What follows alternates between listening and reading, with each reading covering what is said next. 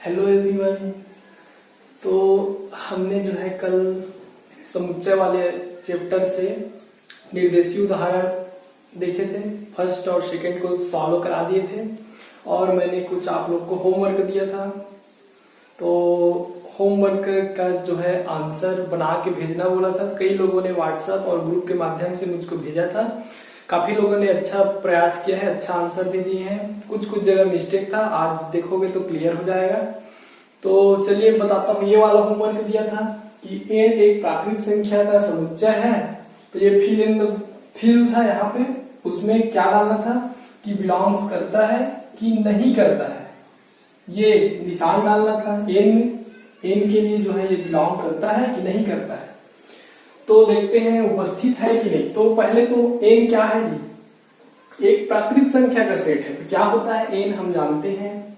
देखें, हम जानते हैं n इक्वल टू क्या हो जाता है।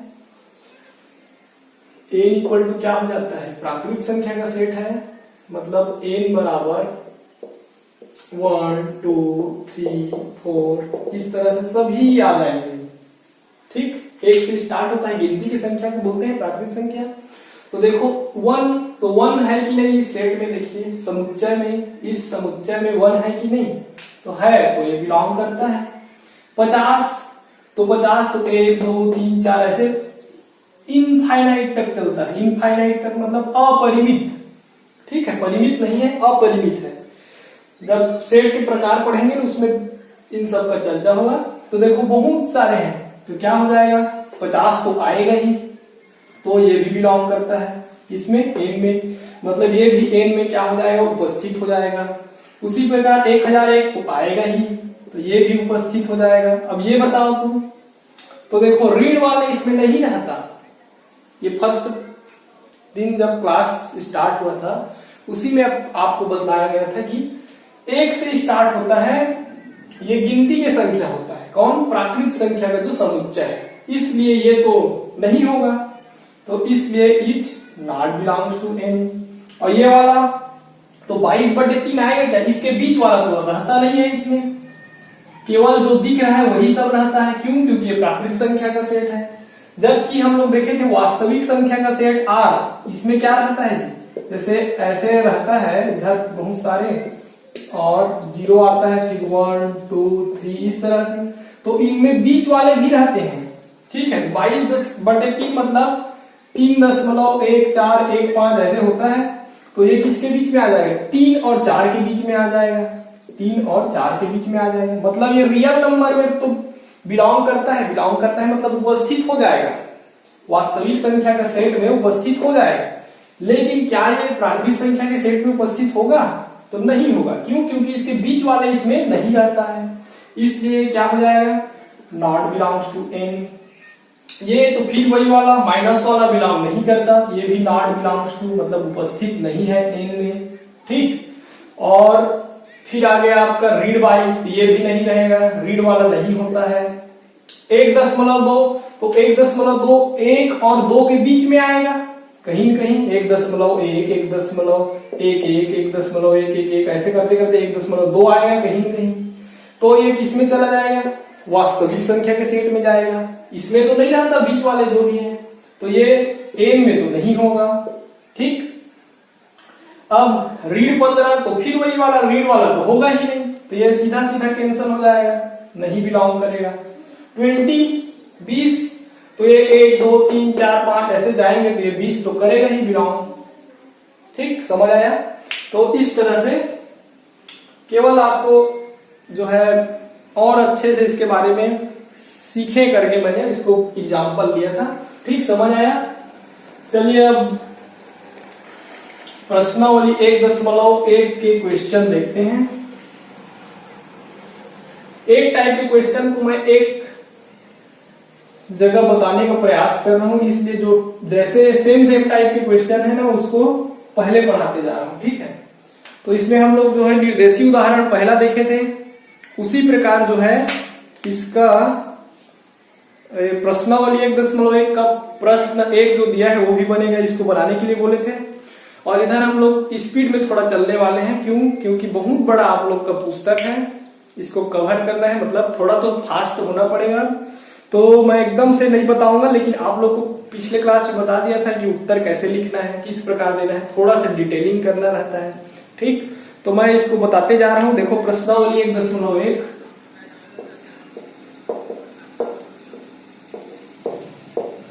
1.1 निम्नलिखित में कौन से समुच्चय है। प्रश्न पहला है, निम्नलिखित में कौन से समुच्चय है। उसका दिया है पहला, अभाज्य पूर्णांकों का संग्रह।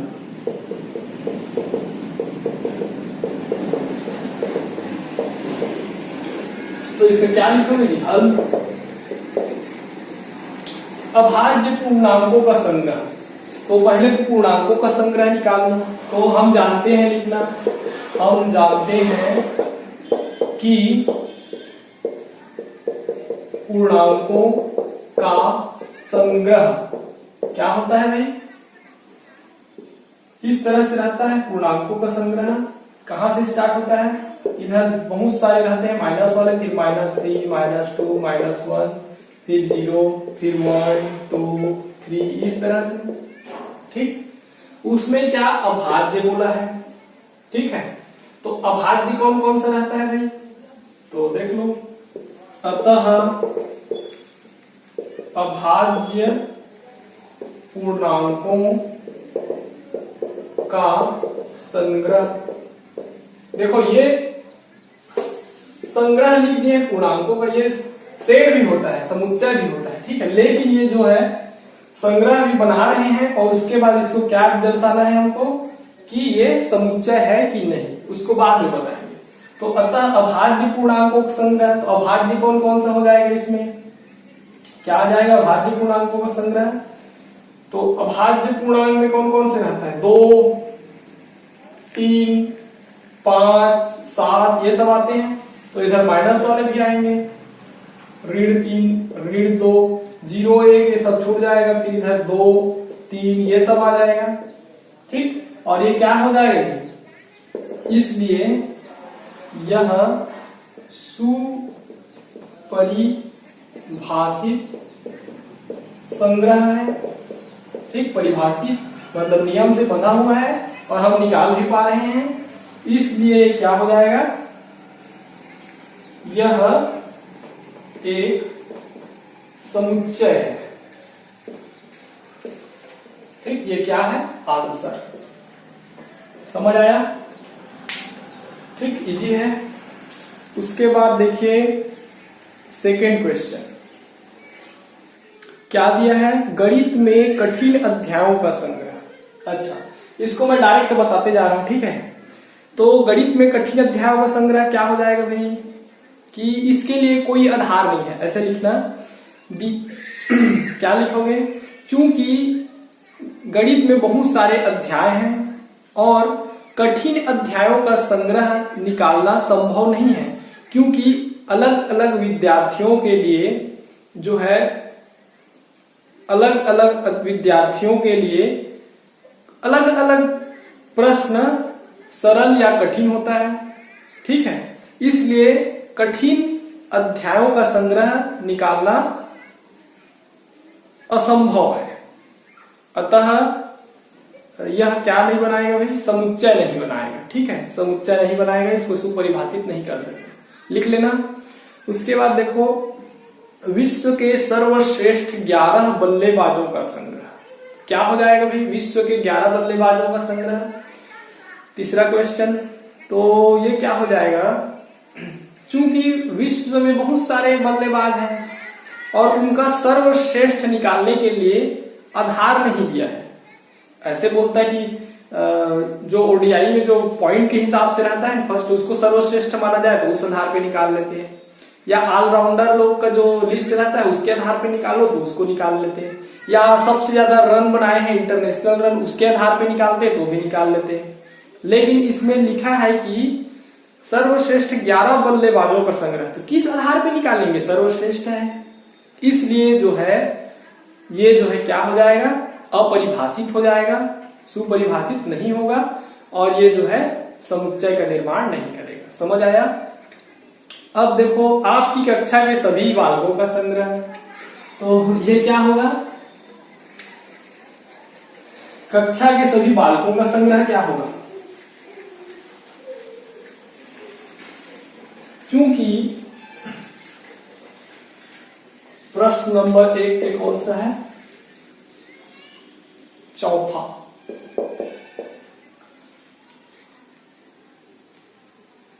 आपकी कक्षा के सभी बालकों का संग्रह। तो कक्षा के कुल विद्यार्थियों में बालक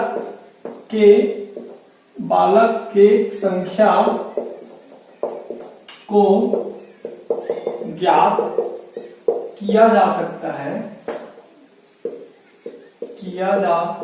सकता है ततः यह सुपरिभाषित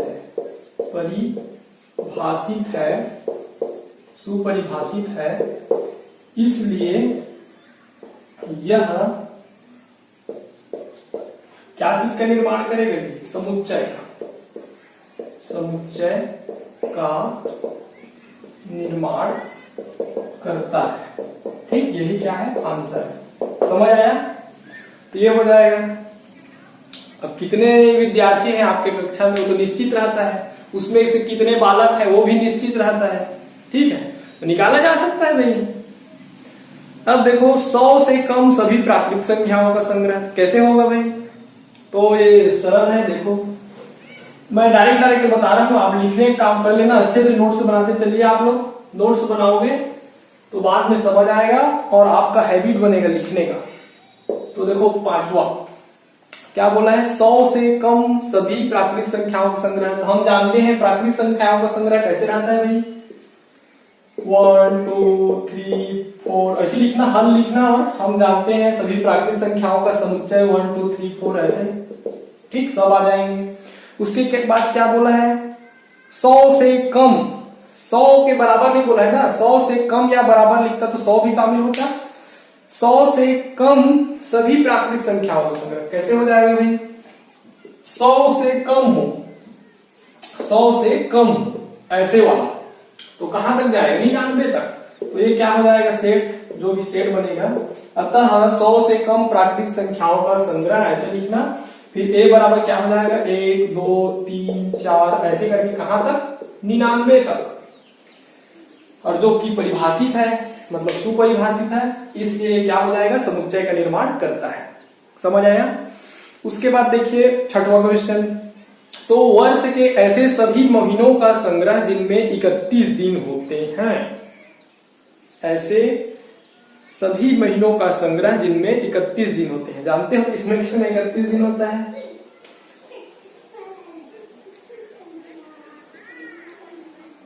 तो 6वां देखते हैं।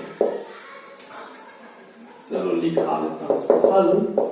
हम जानते हैं कि वर्ष के 12 महीने, ठीक, 12 महीने ऐसे करके सब पूरा महीने को लिख लेना। क्या क्या आ जाएगा भाई, जनवरी, फरवरी, मार्च, अप्रैल, इस तरह से सबको लिख लेना, ठीक, 12 महीने। अतः 31 दिवस वाले महीने कौन कौन सा हो जाएगा भाई, 31 दिवस वाले महीने। जनवरी आता है 31, ठीक है, जानते हो कि नहीं, एक एक को गैप करके 31 रहता है। और जुलाई अगस्त डायरेक्ट हो जाता है, दोनों 31 का, वहीं पे गैप नहीं रहता, बाकी में सब में एक गैप रहता है। ये 29 या 28 दिन का होता है। लीप ईयर 4 साल में पड़ता है, ठीक है, उसमें क्या होता है, 4 साल में एक बढ़ जाता है, 29 दिन हो जाता है, बाकी में 28 दिन का रहता है। इसलिए जो साल है 365 दिन का रहता है, लेकिन 4 साल में एक ज्यादा हो जाता है, मतलब 366 दिन का हो जाता है, ठीक है। ये वो सूर्य के घूर्णन के आधार पे होता है, 6 घंटे का डिफरेंस आता है एक साल में, तो 4 साल में 24 घंटा हो जाता है, इसलिए 1 घंटा बढ़ जाता है। बहुत सारा कॉन्सेप्ट है, आपको उसको जानने का नहीं है, आप सीधा सीधा लिखोगे कि अतः 31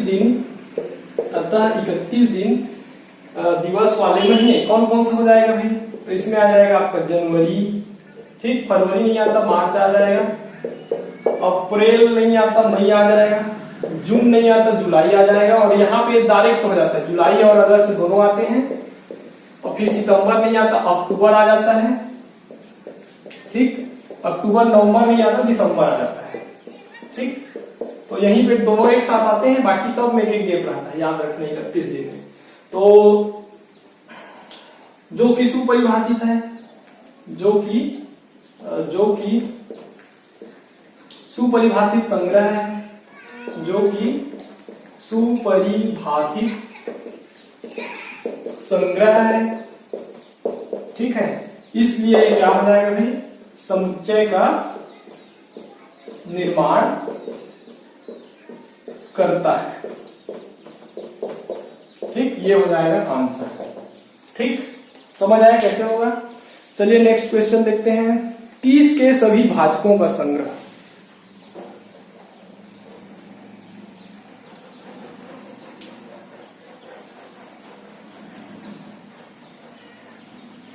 के भाजक मतलब क्या समझते हो? जिससे जो है 30 को भाग किया जा सके, मतलब डिवाइड किया जा सके 30 को, वही उसका भाजक कहलाएगा। कैसे निकालते हैं? तो उसका जितने गुणनखंड होंगे ना 30 के, वो सब उसके भाजक कहलाएंगे जी, ठीक है। तो चलिए देखते हैं कैसे होगा। हम जानते हैं कि 30 का भाजक, ठीक, 30 का भाजक कैसे लिखेंगे भाई? तो 30 का गुणनखंड निकाल लो, 30 का भाजक निकालने के लिए देखो ये वाला मेथड जानते ही होंगे आप लोग। 30 लिख दो, पहले किससे देखते हैं? 2 से कराते हैं, 2 से कितने बार में जाएगा? 15, फिर 2 से जाएगा क्या? नहीं जाएगा।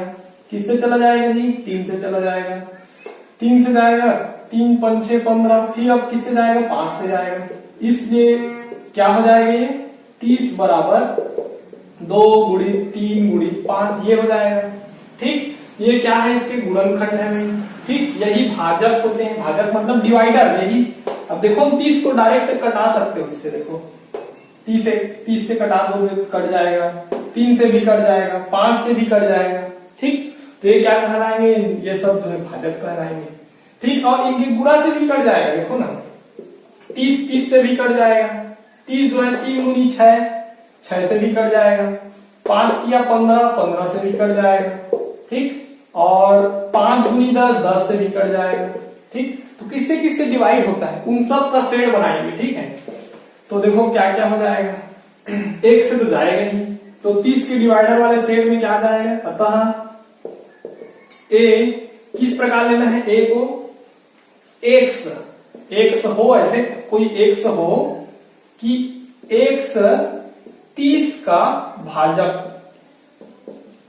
हो, ऐसे लिख सकते हैं। किस विधि से जी?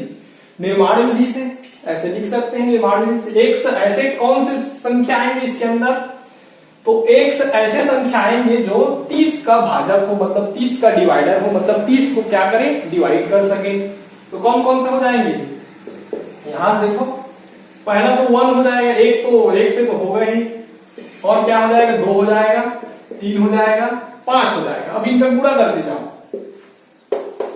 2 तिया 6 हो जाएगा, ठीक। और 2 पंचे 10 हो जाएगा, और तो अब 5 तिया 15 हो जाएगा, और 5 तिया 15 गुनी 30 भी आ जाएगा, ठीक। इन सब से डिवाइड होता है, ठीक। तो ये सब आ जाएंगे, और जो कि क्या है निकाल पा रहे हैं, तो इसलिए क्या हो जाएगा? जो कि सुपरिभाषित है। अतः क्या हो जाएगा? ये समुच्चय है, ठीक। यही क्या हो जाएगा? आंसर। समझ आया? तो ऐसे निकालते हैं। चलिए नेक्स्ट देखते हैं।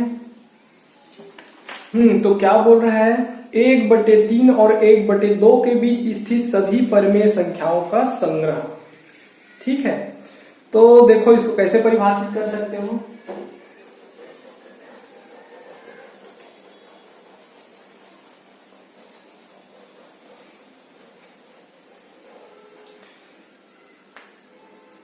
8वां नंबर एक क्वेश्चन है,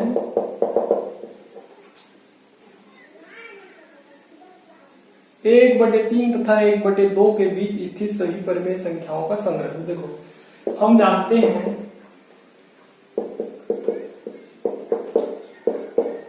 परिमेय संख्याओं का समुच्चय किस प्रकार रहता है भाई?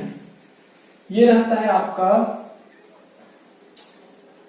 P बटे Q, और जहां या के लिए क्या रहता है, P और Q जो है क्या रहता है भाई? P और Q क्या रहता है? पूर्णांक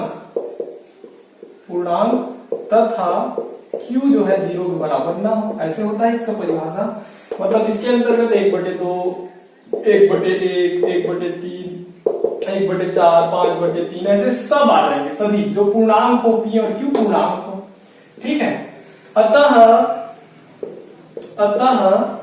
कितना से कितना के बीच? 1/2 तथा 1/3 के बीच मतलब ये दोनों शामिल नहीं होंगे, ठीक।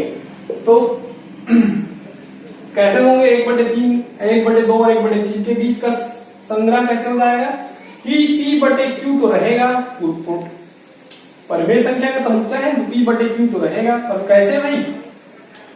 कि P और Q पूर्णांक, और इसमें एक और नियम लग जाएगा, तथा Q जो है 0 बराबर ना हो, और क्या होगा कि P बटे Q जो है 1/2 से बड़ा हो, 1/2 से बड़ा हो, ठीक, 1/2 से बड़ा हो, और जो है 1/3 से छोटा हो। इनके बीच में मतलब क्या समझे? यही होगा ना। 1/2 मतलब क्या हो गया? 0.5, 1/3 मतलब 0.33। तो ये बड़ा उल्टा हो रहा है। ये बड़ा है, ऐसे हो जाएगा, ठीक। या चाहो तो इसको ऐसे उल्टा लिख सकते हो। क्यों लिख रहे हैं इसको? देखो क्यों लिख रहे हैं इसको, देखो 1/3 बराबर क्या होता है? 3.333 ऐसे होता है। और 1/2 बराबर क्या होता है? 0.333 ये होता है। इसका मतलब क्या होता है? 0.5, 1/2 मतलब। तो देखो ये बड़ा है, तो कौन सा पहले आएगा? संख्या रेखा ऐसे बनाएंगे तो देखो 0 पहले आ गया, 0 के बाद 0.2, 0.3 ऐसे करते करते ये वाला पहले आ जाएगा 0.33। फिर उसके बाद जाते जाएंगे तो 0.4 ऐसे करके 0.5 आएगा। मतलब इसको पहले लिखना है। ये कौन सा है? 1/3, ठीक। और ये वाला 1/2। तो क्या हो जाएगा भाई? ये जो है 1/3 से बड़ा हो और 1/2 से छोटा हो, ठीक। ये हो जाएगा पूरा अंदर में। ये इसका क्या बन जाएगा? समुच्चय बन जाएगा। एक निर्माण कर रहा है, नियम से बंधा हुआ है और हम निकाल भी पा रहे हैं, ठीक है। तो इसलिए यह क्या हो जाएगा भाई? सुपरिभाषित समुच्चय है। अतः समुच्चय नहीं, संग्रह, सुपरिभाषित संग्रह है। अब सुपरिभाषित संग्रह हो गया तब तो समुच्चय बनाएगा। अतः समुच्चय का निर्माण करता है। समझ आया? तो ये होता है भाई, ठीक। पहले परिमेय संख्या क्या होता है उसको बता दिए। अब उस परिमेय संख्या में किसके किसके बीच है, तो छोटा वाला पहले लेंगे, छोटा, और उससे बड़ा को बाद में लेते हैं, ठीक है। तो ये हो गया, समझ आ गया होगा। और उसके बाद नहीं समझ आएगा बताना। इसलिए यह सुपरिभाषित संग्रह है, अतः समुच्चय का निर्माण करता है, ठीक है। अब देखते हैं 9वां क्वेश्चन।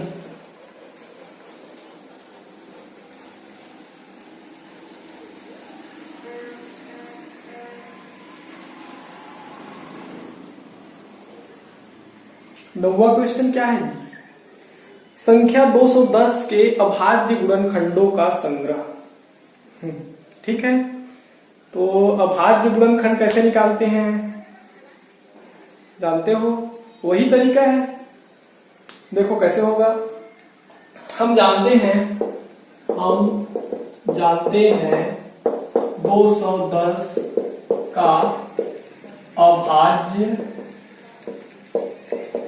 गुणनखंड। ठीक, क्या क्या हो जाएगा भाई? 210 को ऐसे डिवाइड कर दो, 2 से पहले देखो कितना आ जाएगा, 2 0 और 105, फिर 2 से नहीं जाएगा, 3 से जाएगा, 3 3 9 और 5 आ जाएगा, 5 6 7 8, मतलब ये 3 से भी नहीं जाएगा, 5 से चला जाएगा, 5 7 35, फिर 7 से जाएगा ये। तो 210 बराबर क्या लिख सकते हो भाई? 2 गुणित 3 गुणित 5 गुणित 7। अतः जो सेट बनेगा क्या हो जाएगा भाई? A बराबर 2 3 5 7, और ये सुपरिभाषित है, निकाल भी पा रहे हैं, इसलिए ये क्या हो जाएगा? समुच्चय हो जाएगा। लिख लेना, ठीक है। और इसको सेट के रूप में लिखेंगे, कैसे लिखेंगे? ये तो रोस्टर रूप में लिख दिए, इसको सेट के रूप में भी लिख सकते हो। कैसे भाई? x सच दैट, कैसे? x 210 का गुणनखंड है, खंड है, इस प्रकार से भी लिख सकते हैं। इस विधि में, निर्माण विधि, ये भी देखते जाइए, ठीक है। x जो कि या के लिए या जहां x कैसा है? 210 का एक गुणनखंड है, तब इस सेट में क्या हो जाएगा? शामिल हो जाएगा। और हम देखें कि कौन कौन सा गुणनखंड है इसका, 2 3 5 7, इसलिए ये जो है शामिल हो गया। समझ आया? अभाज्य गुणनखंड में एक नहीं आता ना, इतना ही रहेगा, ठीक है। अब उसके बाद देखते हैं 10वां। ठीक, लिख लोगे इसको, अच्छे से लिखते चलिए, नोट्स बनाते चलिए, आपका काम आएगा। 10वां देखिए, 10वां क्या बोला है भाई? समीकरण x² - 5x + 6 = 0 के मूलों का संग्रह। ठीक, तो लिख लेना। हम जानते हैं कि इसका मूल क्या क्या हो जाएगा? x² - 5x + 6 = 0। तो ये क्या हो जाएगा भाई? x² माइनस कैसे कैसे टूट सकता है? 3x - 2x + 6 = 0, 10वीं पढ़े हो। फिर x कॉमन निकल जाएगा, उभयनिष्ठ, तो x - 3 हो जाएगा, इसमें ऋण 2 निकाल दो, क्या हो जाएगा? x ऋण 3 हो जाएगा बराबर 0। अब दोनों में देखो तो एक एक पद है, x ऋण 3 निकल जाएगा, क्या हो जाएगा? x ऋण 3 निकाले तो इसमें x बच जाएगा, इसमें ऋण 2 बच जाएगा, ये 0 हो गया। यहाँ से क्या निकल जाएगा भाई? x बराबर 3 और x बराबर 2। तो यही तो क्या होता है भाई? समीकरण का मूल होता है। तो मूलों का संग्रह, कोई संग्रह बनाएंगे, अतः इसका मूल का संग्रह क्या हो जाएगा? 2 और 3 आ जाएगा। और ये सुपरिभाषित है, परिभाषियों से निकाल पा भी रहे हैं, तो इसलिए क्या हो जाएगा? समुच्चय का निर्माण करता है। समझ गए 10वां? तो इस प्रकार से बनाइए और फास्ट फास्ट चलिए। अब नेक्स्ट जो है क्वेश्चन टाइप देखते हैं। तो इसमें हम पहले जो है निर्देशीय उदाहरण में फिर आएंगे। ठीक, निर्देशीय उदाहरण 1 और 2 हो गया था, तीसरा देखते हैं क्या दिया है। उदाहरण तीसरा, निम्नलिखित समुच्चयों को रोस्टर रूप में लिखिए। अभी जो लिख रहे होते सब तो रोस्टर ही रूप है जी, निकाल रहे थे। निर्माण विधि में दिया है, उसको रोस्टर विधि में बदलना है। तो ये सब इजी है, हिंट देते जाता हूं मैं, आप लोग बना लेना। ठीक है, पूरा डिटेल में नहीं लिखाऊंगा, शॉर्टकट लिख रहा हूं, आप लिखने वाला काम कर लेना। हम जानते हैं क्या लिखोगे, देखो a = x such that x क्या है भाई? पूर्णांक है, एक पूर्णांक है और कैसा है भाई? पूर्णांक है और ऋण 3 से बड़ा है और 7 से छोटा है। तो हम जानते हैं पूर्णांक का समुच्चय क्या हो जाएगा? पूर्णांक का समुच्चय ऋण, इधर जितना भी है सब आएगा, ऋण 4 ऋण 3 ऋण 2 ऋण 1 0 फिर 1 2 3, ये सब आ जाएंगे। ठीक, तो अतः ऋण 3 और 7 के बीच के पूर्णांक कौन कौन से हो जाएंगे भाई? कौन कौन से हो जाएंगे? तो यही है ना। तो a बराबर क्या हो जाएगा? ऋण 3 आ जाएगा, ऋण 2 आ जाएगा, नहीं ऋण 3 और 1 के मतलब ऋण 3 और 7 के बीच, तो ऋण 3 नहीं आएगा, ऋण 2।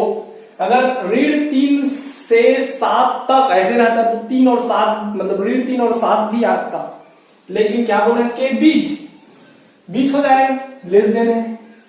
तो क्या कौन सा होगा, ऋण 2, ये कट जाएगा, इससे बड़ा और 7 आएगा कहीं उससे छोटा, 7 आएगा उससे छोटा, 7 आया 6 तक, ठीक। तो ऋण 2, ऋण 1 और फिर 0, फिर 1, फिर 2, 3 ऐसे करके कहां तक, 6 तक, ठीक। 7 शामिल नहीं होगा, ये आ गया भाई। तो सिर्फ क्या है, रोस्टर रूप में लिखिए बोल रहे, यही तो रोस्टर रूप है, समझ आया। चलिए नेक्स्ट देखते हैं। एक्स संख्या 6 से कम एक प्राकृत संख्या है। तो हम जानते हैं प्राकृत संख्या का समुच्चय क्या हो जाएगा, 1 2 3 4 5 6 7 ऐसे, और फिर क्या आ जाएगा 6 से कम, तो 6 से कम तो 6 शामिल नहीं होगा, ये सब आ जाएंगे। तो उसका सेट बनेगा, क्या बन जाएगा भाई, 1 2 3 4 5, इतने का समुच्चय बन गया है, ठीक। ये क्या है, बी दिया है, क्या क्वेश्चन में बी दिया है, बी लिख लो, ठीक। ये हो जाएगा आंसर। सी देखो, मतलब तीसरा, C equal to x such that, मतलब जहां या के लिए, एक्स के लिए क्या है, एक्स 2 अंकों की ऐसी प्राकृतिक संख्या है जिसके अंकों का योगफल 8 है। हाँ, ये थोड़ा चैलेंजिंग क्वेश्चन है, देखिए कैसे होगा। कौन सा है भाई, तीसरा है, हाँ तीसरा है।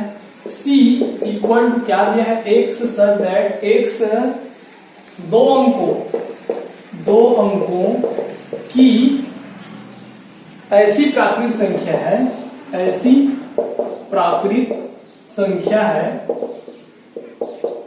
है जिनके अंकों का योगफल 8 है, जिनके अंकों का योगफल 8 है, ठीक। एक लाइन में लिखना है इसको ऐसे,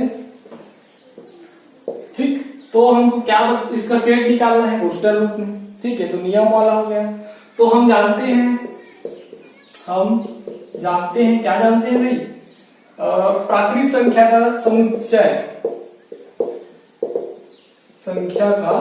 समुच्चय ऐसे लिखना। फिर क्या हो जाएगा, 1 2 3 4 5 6 7, ये सब लोग आएंगे इसमें, ठीक। अतः दिया है, और क्या दिया है, एक्स 2 अंकों की संख्या है, 2 अंकों की संख्या है, या 2 अंकों की क्या है, प्राकृतिक संख्या है, ठीक। 2 अंकों की प्राकृतिक संख्या है जिनका योगफल 8 है। क्या है, जिनका योगफल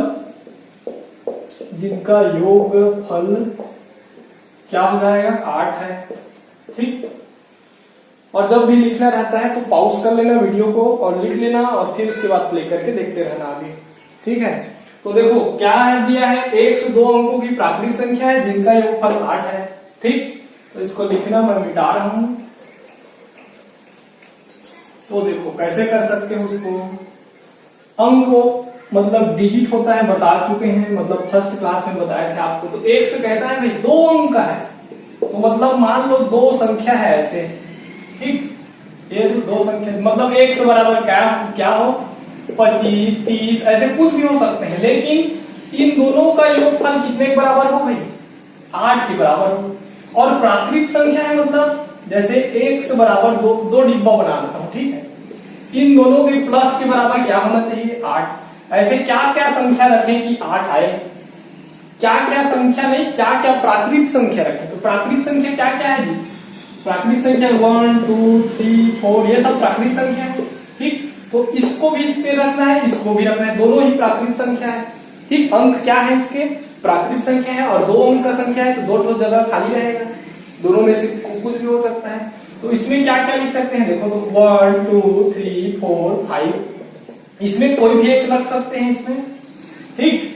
और इसमें भी सेम रख सकते हैं, 1 2 3 4 5, इसमें भी कोई भी रख सकते हैं इसमें, लेकिन दोनों का योग क्या हो, 8 हो, ऐसा कंडीशन है भाई, ठीक है।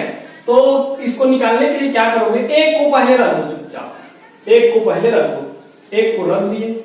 अब देखो तो एक के बाद इसमें एक रखेंगे, कितना हो जाएगा, दोनों का जोड़ोगे तो 8 होगा, क्या 1 1 2 हो जाएगा, 2 रखोगे तो 3 हो जाएगा, 3 रखोगे 3 1 4 हो जाएगा, 4 रखोगे 5 हो जाएगा, 6 रखोगे तो 6 एक 7 हो जाएगा, 8 हो ही नहीं रहा है, ठीक है।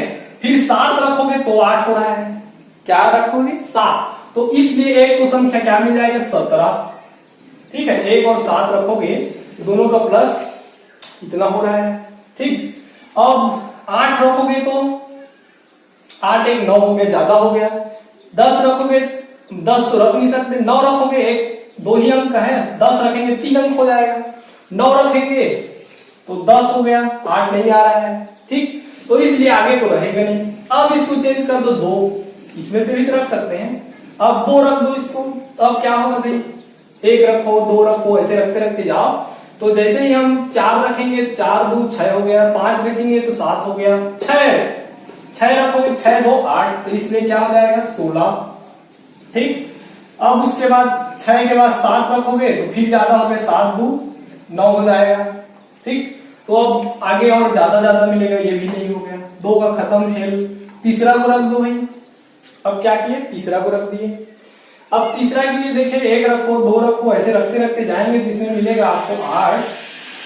5 रखोगे तो 5 3 8, तो इसलिए क्या हो जाएगा 3 और 5 आ जाएगा, ठीक। ऐसे क्रमबद्ध करना है, क्यों, क्योंकि सेट बनेगा तो 1 8 तो छूट गया आपका, तो गलत हो जाएगा, प्रश्न गलत हो जाएगा। ये 2 रहेगा ना, ठीक, 2 और 6 में 8 आया था, ठीक, ये हो गया।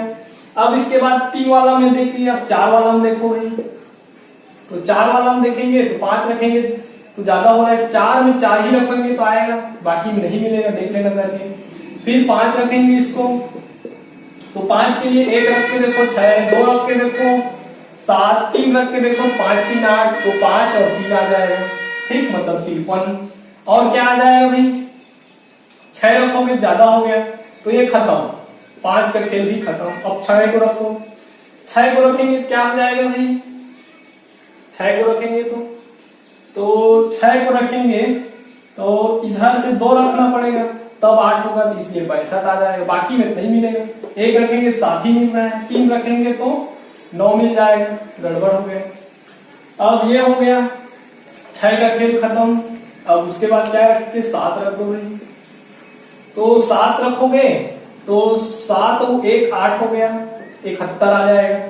2 रखोगे ज्यादा हो जाएगा 9, इधर फिर ज्यादा मिलेगा। 8 रखोगे तो यहाँ 1 से स्टार्ट हो रहा है, 0 तो रहता नहीं है प्राकृतिक संख्या में। 1 रखेंगे तो ऐसे ही ज्यादा हो गया, मतलब और मिलेगा नहीं, इधर 8 के बाद और इधर कुछ भी रखोगे ज्यादा होते जाएगा, तो केवल इतना ही संख्या मिलेगा।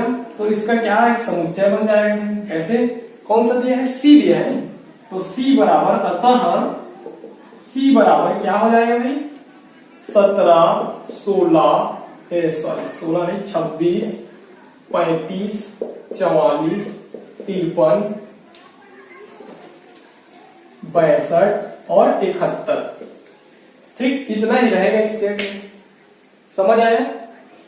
तो इस तरह से निकालते हैं भाई इसको, इसमें से एक भी छूट गया तो जो सेट पूछा है वो नहीं मिलेगा, ठीक। उस सेट में उतना नियम का फॉलो करके इतना ही मिल रहा है, इससे ज्यादा भी नहीं मिलेगा, इससे कम भी नहीं मिलेगा, ठीक है। तो इस तरह से निकाला जाता है।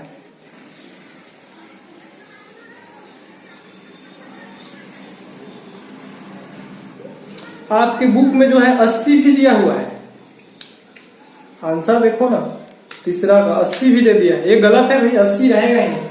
क्यों, क्योंकि भाई प्राकृतिक संख्या का समुच्चय दिया है, पूर्ण संख्या थोड़ी दिया है, पूर्ण संख्या रहता दिया 0 से स्टार्ट होता, और जब 80 दिया है, जब 80 दिया है तो नहीं, 80 दिया है मतलब नहीं होगा, 0 8 भी लिख सकते थे, ठीक है, गड़बड़ है, 80 रहेगा ही नहीं। इसमें जो है प्राकृतिक संख्या का समुच्चय है, इसलिए 0 बिलोंग ही नहीं करेगा, 0 उपस्थित रहेगा क्या इसमें। 1 2 3 इस तरह से स्टार्ट करते हैं। इनमें कैसे संख्या आएंगे जो इसमें शामिल हो, क्यों, क्योंकि दिया हुआ है प्रश्न में, क्योंकि कौन सा है, ऐसी प्राकृतिक संख्या है, अंक जो है उसके कैसे हैं, प्राकृतिक संख्या है, इसमें से आएंगे, 0 आएगा ही नहीं, तो 80 नहीं रहेगा भाई, बुक में गलत दिया है, ठीक है, केवल 71 तक ही आएगा, ठीक। अब देखते हैं चौथा क्वेश्चन, क्या दिया है, x सच दैट x एक अभाज्य संख्या है जो 60 की भाजक है।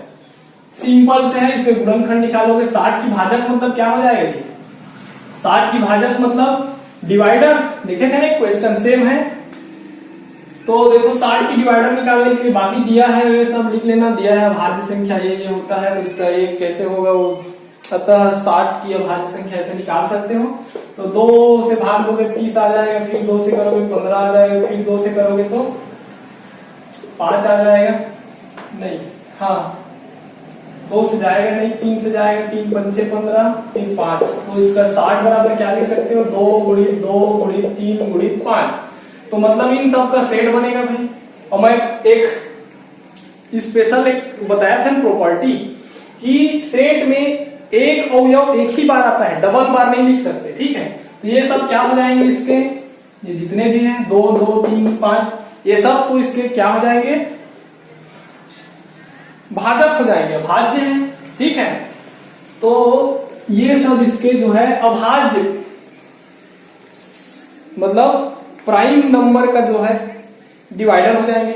वैसे भी इसका भाजक डिवाइडर और कौन कौन से हैं, 1 भी डिवाइड करेगा, 30 भी डिवाइड करेगा, 20 भी डिवाइड करेगा, 60 भी 60 को डिवाइड करेगा, लेकिन वो सब क्या है, अभाज्य संख्या नहीं होंगे। अभाज्य संख्या का सेट क्या है, 2 3 5 7 7 11 13, ये सब पूरा आएंगे ना, 17 23 मतलब 19 23 ऐसे। तो इसी में से होना चाहिए इसका डिवाइडर, कैसा डिवाइडर हो, नियम दिया है ना, एक अभाज्य संख्या है मतलब इसी में से रहेगा। और जो कि डिवाइडर हो, भाजक हो, तो भाजक तो वो भी हो जाएगा आपका कौन सा, 30 20 60 1, ये भी भाजक है, डिवाइडर है। लेकिन कैसा डिवाइडर, अभाज्य डिवाइडर, अभाज्य मतलब संख्या हो तो उसका भाजक हो। कौन कौन से आ जाएंगे सेट में, ये सब आएंगे। लेकिन 2 को 2 बार नहीं लिखते सेट में, मतलब कोई भी अवयव को 2 बार नहीं लिखा जाता, इसलिए जो सेट बनेगा कैसे बनेगा भाई, 2 3 5, केवल 3 ठो आएगा, यही आंसर हो जाएगा, ठीक। हाँ इसको लिया है आंसर, ए नहीं लिया है, डी है ये, चौथा क्वेश्चन में डी लिया है, ठीक है। अब देखो पांचवा क्वेश्चन, पांचवा क्वेश्चन देखिए,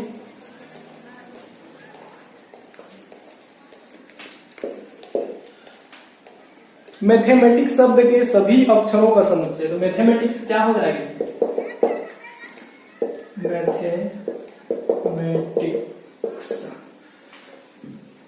मैथमेटिक्स शब्द के सभी अक्षरों का समुच्चय। इनमें कितने अक्षर आ जाएंगे, देखो अलग अलग अक्षर को सेट बनता है, मैं बताया था, ठीक है। अतः भिन्न भिन्न भिन्न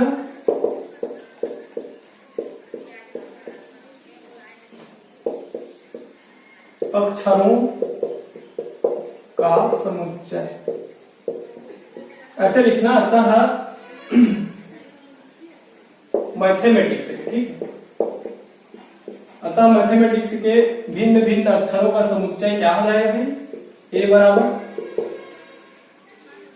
एम आ जाएगा, ए आ जाएगा, उसके बाद टी आ जाएगा, एच आ जाएगा, ई आ जाएगा, और उसके बाद एम, तो एम एक बार आ गया है नहीं आएगा, उसके बाद ए भी एक बार आ गया है नहीं आएगा, टी तो टी भी आ गया है नहीं आएगा, आई तो आई नहीं आया है तो आई लिख दो, और उसके बाद क्या है सी, तो सी भी नहीं आया है सी लिख दो, एस आया है नहीं आया है तो एस लिख दो। तो ये सब आ जाएंगे इसके सेट में, इसमें कोई ये नहीं रहता ना, इधर के उधर भी लिख सकते हो, ठीक है। तो ये हो गया आपका मैथमेटिक्स में, हाँ ठीक है यही आएगा, समझ आया। मतलब जो अवयव एक बार आ चुका है उसको फिर से नहीं लिखा जाता, ठीक। तो ये हो गया पांचवा। अब देखो छठवा,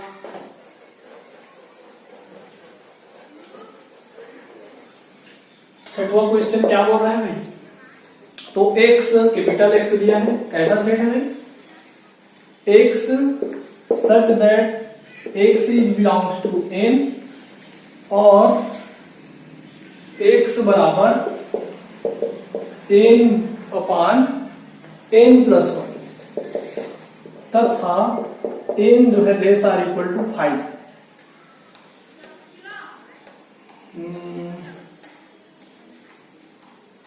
गलत लग रहा है क्वेश्चन,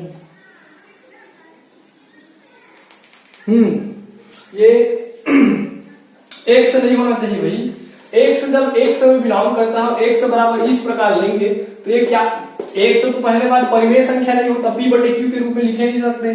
और एक्स कैसे दिख रहा है, पी बटे क्यू के रूप में लिख रहा है, मतलब उसमें बिलोंग करेगा क्या, उपस्थित रहेगा क्या परिमेय संख्या, प्राकृत संख्या में नहीं, ये गलत दिख रहा है, ये एन रहेगा। ठीक है, एन जब इसमें बिलोंग करेगा एन में तो इस प्रकार हो, और एन जो है छोटा या बराबर हो इसके 5 के। तो चलो देखो कैसे हो जाएगा। हम जानते हैं, क्या लिखोगे, हम जानते हैं प्राकृत संख्या का समुच्चय क्या हो जाएगा भाई, n बराबर 1 2 3 4 5 ऐसे। ठीक, तो n जो है लेस आर इक्वल टू है 5 की, और n किस में है जी, n में बिलोंग कर रहा है, मतलब n इसी में से लेना है और 5 से कम या बराबर। तो कितना तक आएगा, ये इतना आ जाएगा इसमें, किसमें, कंडीशन में। ठीक है, तो ये हो गया। चूंकि n जो है बिलोंग कर रहा है, मतलब उपस्थित है n में, कैपिटल n में मतलब इसमें उपस्थित है, तथा किस प्रकार है कि n जो है लेस आर इक्वल टू 5 है। ठीक, तो n बराबर क्या क्या हो सकता है, n बराबर क्या क्या हो सकता है, 1 2 3 4 5, मतलब इस छोटे n की जगह देखो ना, छोटे n के लिए 1 रखोगे तो बड़ा, छोटा है या बराबर है, लिख सकते हैं छोटा है, एक कंडीशन फॉलो, 2 रखेंगे तो भी ठीक है, 3 रखेंगे तो भी, 4 5 के लिए रखेंगे बराबर तो हो सकता है, छोटा या बराबर। ठीक, तो 5 आ जाएंगे, 6 रखेंगे तो छोटा या बराबर तो होगा नहीं, उससे बड़ा हो गया, इसलिए वो नहीं आएगा। कहां तक आ जाएगा, 5, मतलब छोटा n की जगह में इतना चुनाव कर सकते हैं, कितना चुनाव, 1 2 3 4 5 में से रख सकते हैं, ये आ गया। अतः x बराबर क्या हो जाएगा भाई, n बटे n प्लस 1 है, तो इसी को रखना है। n बराबर क्या रख दो, पहले 1 रख दो, 1 रखोगे क्या आ जाएगा, x बराबर आ जाएगा 1 बटे 1 धन 1 बराबर 1 बटे 2। ठीक, समझ आया। उसी प्रकार n बराबर 2 रख दो, 2 रखोगे तो x बराबर क्या आ जाएगा, इसके जगह में 2 और नीचे में 2 धन 1 बराबर 2 बटे 3। समझ आया। अब देखते हैं, और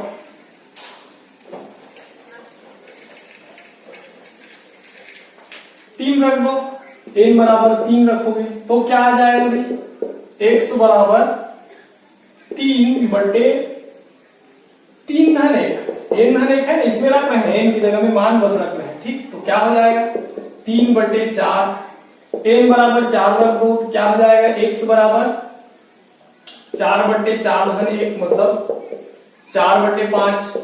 ठीक, और n बराबर 5 रखोगे क्या हो जाएगा, x बराबर 5 बटे 5 धन 1 मतलब 5 बटे 6। ठीक, समझ आ रहा है। हाँ, तो अतः जो कंडीशन था पूरा फॉलो कर दिए, तो यही संख्याएं उसके अंदर में आएगा। तो x बराबर कौन सा देखे थे, 1 बटे 1 तो मतलब 1 बटे 2 आ जाएगा, और 2 बटे 3 आ जाएगा, 3 बटे 4, 4 बटे 5 और 5 बटे 6, इतना फॉलो कर रहे हैं। ठीक, कैसे आया, समझ आया। ठीक, जो नियम दिया है उसका विशिष्ट नियम रहता है, उसी तरह से सुपरिभाषित है, तो उतना को लिखना पड़ेगा, तो उसको लिखेंगे तो ये आया। ठीक है, तो इसके थ्रू अब छठवां क्वेश्चन देखते हैं। ठीक है, छठवां क्वेश्चन, छठवां तो देख ली क्या, सातवां लिखते हैं।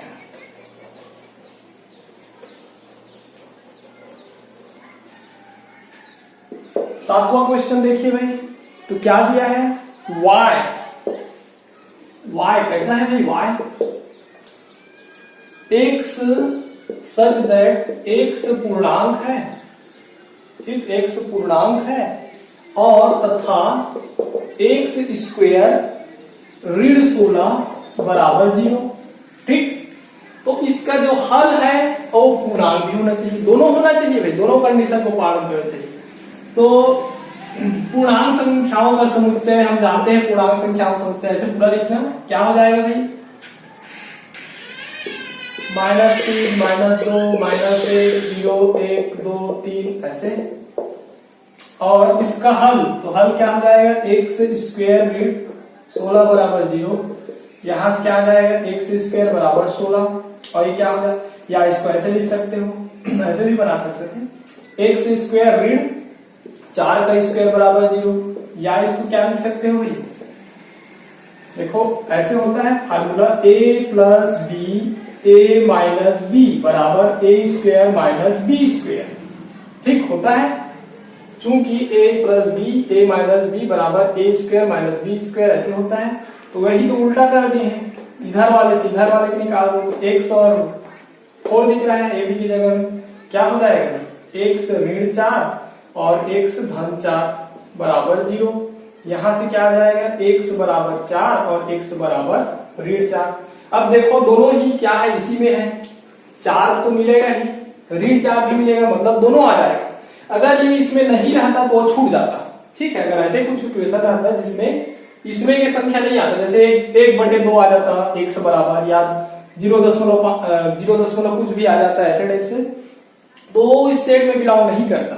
क्यों कर रहा है, क्योंकि इसको भी सेटिस्फाई कर रहा है। देखो 4 इसमें है, ऋण 4 भी है, मतलब ये दोनों ही पूर्णांक है, तो x ऐसा हो पूर्णांक संख्या हो तथा इसको सेटिस्फाई भी करे, मतलब संतुष्ट भी करे इसको भी, तो इसलिए जो सेट बनेगा y वो क्या हो जाएगा भाई, 4 और ऋण 4 आ जाएगा। ठीक समझ गए, ये हो जाएगा इसका आंसर। अब उसके बाद देखिए 8वां क्वेश्चन, इसको पूरा पूरा लिखना, ठीक है, दिया है क्या क्या करना है हम जानते हैं, जो भी कर रहे हो सबको लिखना चाहिए, ठीक। तब नंबर देता है, जांच करने वाला समझ जाता है कि अच्छे से पढ़ा है, ठीक।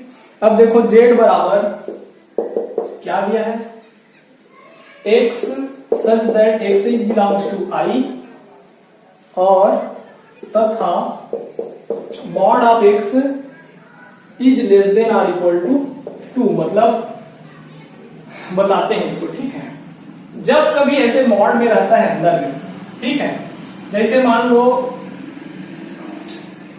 x जो है मॉड में है और लेस देन और इक्वल टू 2 लिखा है ना, इसका मतलब हो जाता है कि x हमेशा पॉजिटिव रहता है, इसका थ्योरी है, आप लोग इसको मत समझिए अभी, केवल इतना समझिए, ऐसे लिखा है मतलब क्या होता है, ऋण 2 भी आ जाता है, ठीक। मॉड है ना, मॉड मतलब मापांक है, x का मापांक है, ठीक है, तो ऋण 2 मतलब जो रहेगा इधर उसी का ऋणात्मक लेना है, उससे बड़ा या बराबर x होगा और इसी से छोटा या बराबर ऐसे हो जाता है, मतलब उसका सेकेंड वाला और इसके दोनों के बीच में रहता है x, ठीक है, ऐसे लिखा जाता है मॉड। 2 है तो 2 के लिए, ये अगर 10 रहता तो कैसे रहता, यहाँ पे ऋण 10 हो जाता ये, और ये वाला 10 ऐसे, ठीक समझ आया। कुछ भी संख्या हो, अगर मॉड दिया है, जैसे मॉड n दिया है, x है, ठीक है, n दिया है मान लो, या a दिया है, चलो a दिया है, मॉड a और लेस देन और इक्वल टू है 15 मान लो, तो ये कैसे लिखाएगा भाई, 15 से ऋण 15 से बड़ा या बराबर है a से बड़ा या बराबर है 15, ऐसे लिखाएगा, ठीक। ऐसे होता है मॉड का मतलब, ऐसे होता है, ठीक। तो ये तो हो गया बताने वाला काम, साइड में मार्क कर लेना कैसे होता है। तो हम जानते हैं कि ये आई में बिलोंग कर रहा है, आई मतलब पूर्णांक, तो इसलिए हम जानते हैं पूर्णांक संख्याओं का समुच्चय क्या होता है भाई, जो भी रहेगा उसके बाद ऋण 3 ऋण 2 ऋण 1 0 1 2 3 इस तरह से आते जाएगा। और कैसे भाई, किनके बीच में है, तथा दिया है क्या दिया है कि मॉड x बराबर इज लेस देन और इक्वल टू 2, तो इंप्लाइज करेगा मतलब ये फिर से ऐसे लिख सकते हैं, कैसे लिख सकते हैं कि ऋण 2 से लेस और equal to x is less और इक्वल टू 2, ऐसे मतलब ऋण 2 से 2 के बीच में बिलोंग कर रहा है। और देखो बराबर भी है, मतलब वो भी शामिल है, के बीच में है, के बीच में है, और बाउंड्री मतलब ये दोनों भी उसमें शामिल हो जाए, क्यों, बराबर का चिन्ह है। अगर ये केवल लेस रहता ना तो क्या होता, 2 और ऋण 2 शामिल नहीं होता, ये ऐसे हो जाता। अगर केवल ऋण लेस देन रहता तो ऐसे लिखा जाता हो, ठीक है। अब लेस देन और इक्वल टू है, मतलब ये भी लेस देन है, ठीक है, और इक्वल भी है, तो इसलिए ये दोनों भी शामिल होंगे, मतलब बराबर भी हो सकता है, x ऋण 2 के भी बराबर हो सकता है, 2 के भी बराबर हो सकता है, मतलब उसके बीच में तो है और ये दोनों भी शामिल है, मतलब इतना आ जाएगा भी, ठीक। तो कैसा सेट बनेगा, जेड ऐसा सेट बनेगा ऋण 2 ऋण 1 0 1 2 इतना आ जाएगा। समझ आया? तो इस प्रकार से बनता है। ठीक, तो ये कौन सा रूप में हो गया? रोस्टेड रूप में। तो ये तो सरल है रोस्टेड रूप में निकालना। ठीक है, रोस्टेड से निर्माण में निकालोगे ना तो बहुत सोचना पड़ता है, बताएंगे नेक्स्ट क्लास में। तो आप लोग के लिए फिर आज वर्क है, सेम टाइप के क्वेश्चन मैं बताते चल रहा हूं। दूसरा बना के देखना। ठीक है, कौन सा? प्रश्नावली 1.1 का दूसरा बना के देखना। और जितना ज्यादा प्रैक्टिस करोगे मैथ्स को उतना सरल लगने लगेगा और उतना अच्छा होते जाएगा। जैसे 1 घंटा यहाँ पढ़ रहे हो, मैं पढ़ा रहा हूँ, तो आप उसको 2 घंटा 3 घंटा पढ़ो और नए नए क्वेश्चन देखो और पढ़ाई करो। जो भी नहीं बनता, कुछ भी क्वेश्चन आता है, बुक से भी अलग क्वेश्चन है, उसको मेरे से पूछ सकते हो आप। मेरे को व्हाट्सअप कर देना या कुछ भी कर देना, मैं आपको बता दूंगा टाइम निकाल के हल करके, या नेक्स्ट लेक्चर में उसको वीडियो बना के दे दूंगा। ठीक है, तो पढ़िए, जितना हो सके पढ़िए और इसको बनाने की कोशिश करना। इसको व्हाट्सअप करना या ग्रुप में भेजना, मैं देख लूंगा। ठीक है, और कल तो बताऊंगा ही फिर बाकी क्वेश्चन को। तो पढ़ते रहिए, आगे बढ़ते रहिए। थैंक यू, मिलते हैं कल।